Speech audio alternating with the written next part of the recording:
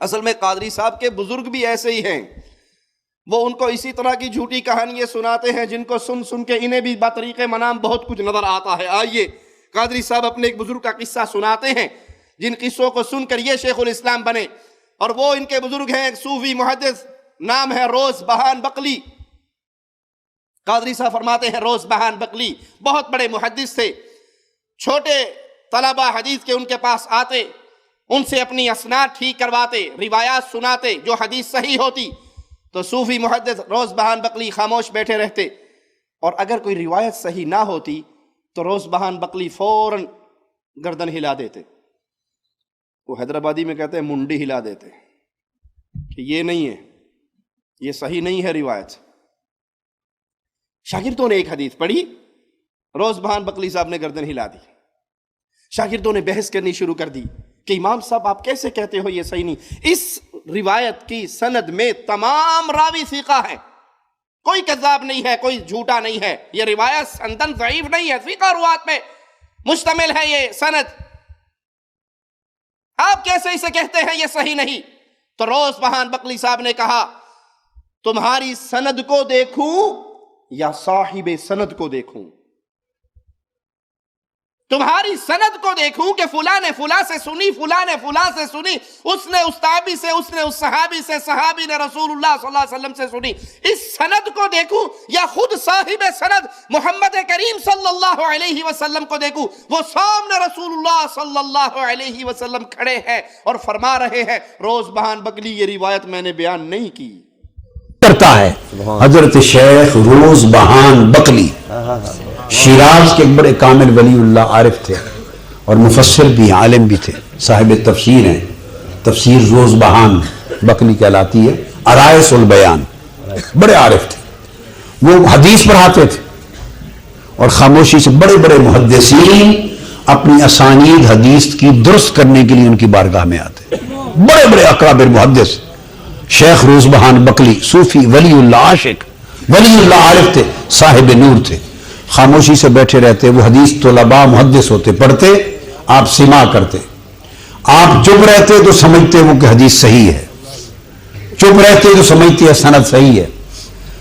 جس حدیث پر سر اٹھاتے اور اس طرح کر دیتے وہ سمجھتے کہ نہیں اس کی سند صحیح نہیں۔ نعرہ تکبیر، نعرہ رسالت۔ ایک روز ایسے ہوا کہ محدثین طلباء نے حدیث پڑھی، آپ نے سر اٹھا کے اس طرح کر دیا، انہوں نے کہا حضرت یہ تو اس کی سارے اسانید میں تمام رجال ثقہ ہیں اور سند مضبوط ہے، حدیث مقبول ہے، فلاں فلاں فلاں محدثین نے اسماء الرجال میں، فن رجال کی کتابوں میں جرح کر کے اس کی تصحیح کی، توثیق کی، اس کی سند کو قبول اور مضبوط ثقہ کہا ہے، انہوں نے محدثانہ دلائل دیے، آپ سن کے مسکراتے رہے، فرمایا کہ آپ کی بات ختم ہو گئی؟ ان ختم ہو گئی۔ آپ نے فرمایا تم ابھی سند میں ہو،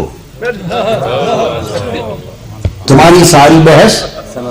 سند تک ہے، سند سے آگے نہیں گئے، میں تمہاری سند کی بحث سنوں یا صاحب سند کا فرمان سنوں؟ انظر ھذا محمد رسول اللہ صلی اللہ علیہ وسلم یقول ما قلت ھذا، پردہ اٹھاؤ یہ مصطفیٰ سامنے ہے، فرما رہے عثمان میں نے یہ نہیں کہا، تم سند میں الجھے۔